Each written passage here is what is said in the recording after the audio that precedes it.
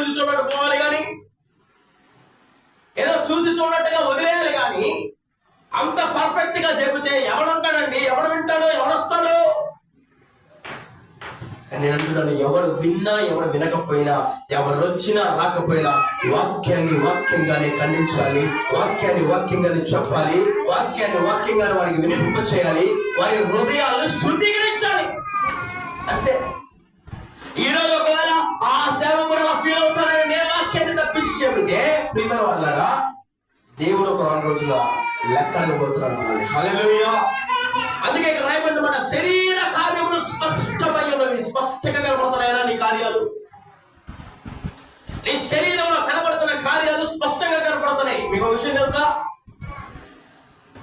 ఒక మనిషికి యాక్సిడెంట్ అయ్యి ఒక బోన్ ఇరిగింది అని డౌట్ వస్తే వెంటనే అతను ఎక్కడికి వెళ్తాడు? హాస్పిటల్కి వెళ్తాడు.